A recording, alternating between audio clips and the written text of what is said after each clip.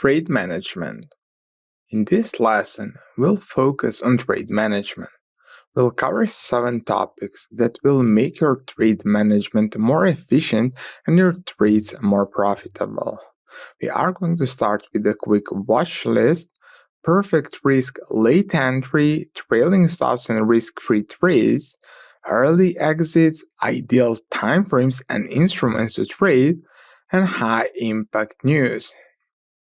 If we start from the beginning, quick watch list. Start your day with making sure you know what instruments are really worth your time. Quickly go over all instruments that you usually trade and find which pairs have clear trend. Use our dashboard to get faster trend readings. Try to make a separation and build your primary watch list. Pull all the instruments that have the same H1 and the H4 trends pointing in the same direction to your primary watch list. Now, let's do a quick demonstration how this should work in the real market example. So, I'm going to show you more or less my most traded instruments and I'm going to build a watch list with you guys over here. So first we have the Euro USD. We don't have a clear trend since bullish is for the H1 and the bearish for the H4. After that we have the dollar yen. We have the clear downtrend, so that's fine. After that, the pound dollar, we have the bullish trend on both H1, H4. At the Aussie dollar, we have the mixed signal, so nothing there. Pound yen, we have a clear downtrend, so definitely we can put that on our list. Next, dollar Swiss franc, mixed signal since 1 hour is bearish, 4 hours is bullish. Aussie CAD, we have bullish trend, a nice trend in both time frames, so all good here. Aussie Kiwi mixed trend, so we can skip that. Euro Aussie, we have what? We have down for the H1 and up for the H4, so mixed, nothing there. Euro CAD, a nice bullish trend. And the Euro Yen, nice bearish trend, so these two we can keep. Euro Kiwi, we have mixed signal, and for the Bitcoins, we have a nice signal for the upside. So at the end, in just a few minutes, we found the best potential trades for a potential conservative play. So we have the Bitcoin, Euro Canadian dollar, Euro yen, pound yen, Aussie Canadian dollar, pound dollar, and the dollar yen as the potential trades for us. From this point, we need to turn our scanner to search for the setups, but at least we are searching only for a conservative place. This method is only one of several ways how to create a simple watch list. We are going to go deeper and explain more ways how to find the best trades on our webinars. To be exact, we are going to have around 10 to 15 different ways, even some automated ways, how to read that market and finding every single day what's the best pair to trade. So definitely check the webinars. Late entry. Sometimes you will miss your entry point. However, entering the trade after your ideal entry is still possible, but you need to be selective. Conservative late entry. You are allowed to enter the trade only if the first 2 candles after the signal arrow.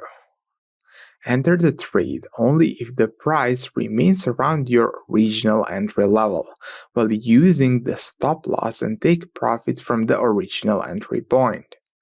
In case the market moved more than 10 to 15 pips from the original entry, you should skip the trade. And for aggressive late entry, you are allowed to enter the trade after your signal candle closes. Just use conservative entry point instead, so first candle after a signal arrow. The easiest way to explain this would be to go over one example. So this was the signal arrow, and let's say this was a conservative play. So original entry would be the first candle after signal arrow closes, but you can still enter a trade if that candle closes, but the next one is still around that entry point. So if you don't have much momentum, you're still fine to enter a trade. Let's say this was a potential aggressive play, and for the aggressive plays, we want to enter right after we get that arrow. So I pointed at the original entry point, and for the late entry, you are fine to enter after that original signal arrow closes. Perfect risk. Getting a perfect risk setup is one of the keys to becoming a successful trader. Forex Master Levels provides you almost an ultimate trading experience, so you have a lot of time to plan your trades and manage your risk. Every trade that you take should have predefined risk. For best results, you need to use the same risk for each trade, and an ideal risk per trade is between 1 to 2%. So just select your perfect risk per trade, and from this point, just continue to use the same amount of the risk for each of your trades. Example, if you have $10,000 trading account and you select 1% risk per trade, your position should not lose you more than $100 ever. Next you need to plan is your weekly risk. Define how much capital can you afford to risk every week. If you reach your risk per week level, you must stop trading until the start of the next week. Ideal risk per week is between 5 and 8%. This part is really crucial, just because I want you to pay attention on your money, and I don't want you to lose your account fast. So just select some of these number between 5 and 8%, because recovering from the 5 to 8% loss is definitely easy and possible. But if you set yourself, let's say, at 20-30% risk per week, and you lose 20 or 30%, it's going to be much harder to recover and get back to the break even. We are going to cover more about risk in upcoming training, so just check the members area for that subject. Trailing stops and risk-free trades. While you are in a trade, you should always look to minimize your total portfolio risk. That's why a good traders will look to move the stop loss to the entry point when the time is right.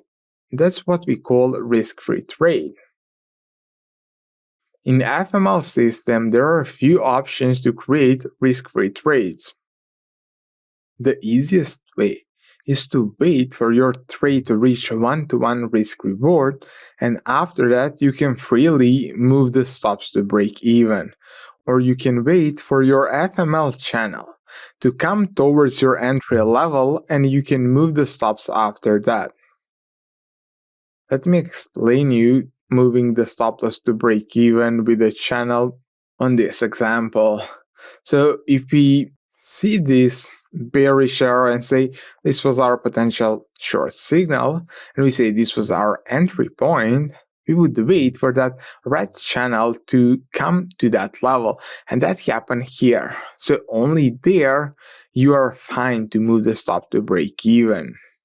Of course, you can use that 1-to-1 risk reward idea also, and both are really good.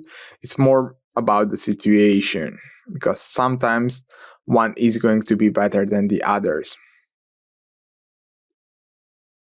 Let's say here we had a bullish signal, so let's say this was our entry point.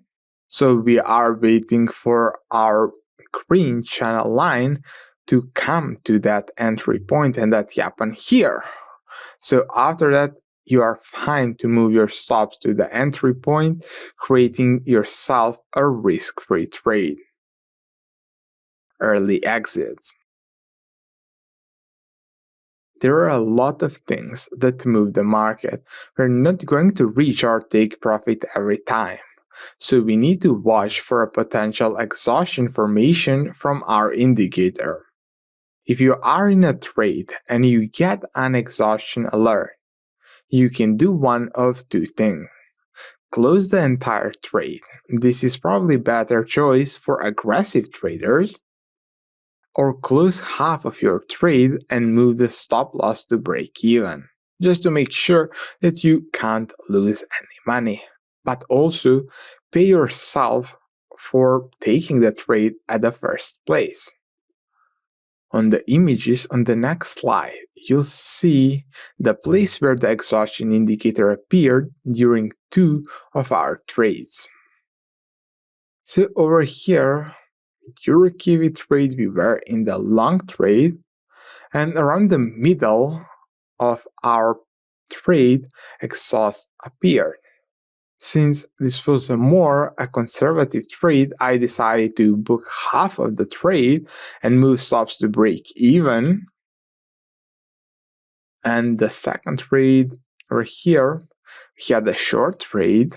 Again, you see that exhaustion appeared around the 1-to-1 risk reward, and either you are going to move the stops to break even and close half of the trade, or close the entire trade if you don't feel comfortable. Ideal timeframes and instruments.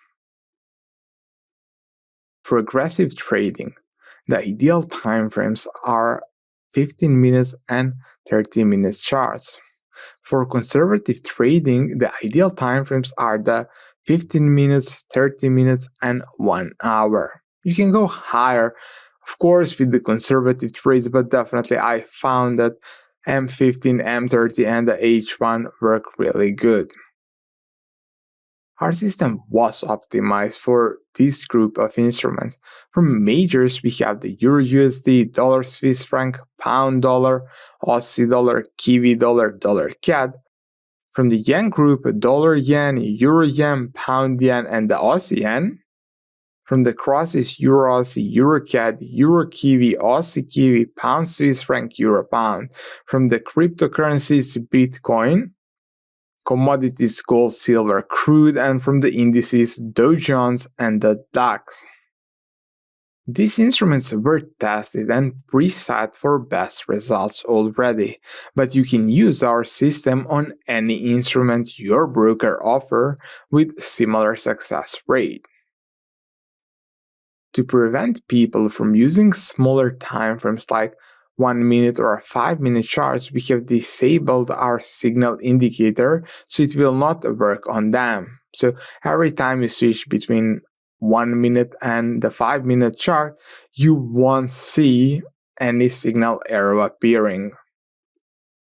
High impact news. Trading during the high impact news is always hard, so if you don't feel confident in your abilities yet with the system, I want you to skip trading the news. If you still want to trade, you should only be using a conservative setup with a few changes in the rules.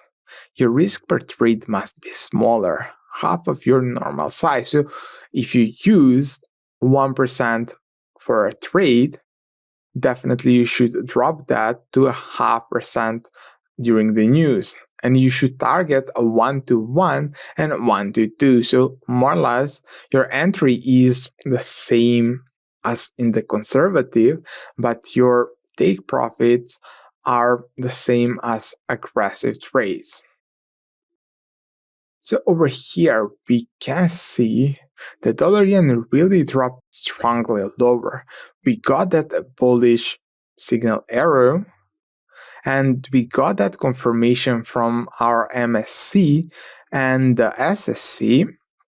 So in theory, you can look to go long, but trading aggressively won't always be the good thing, because I want to make sure that that strong candle closes. So I get the best possible stop loss. And that's why only option here is to take the conservative approach. And don't forget, you need that 1-to-1 to 1-to-2 take profits, like 1-to-1 as take profit 1 and 1-to-2 as your take profit 2.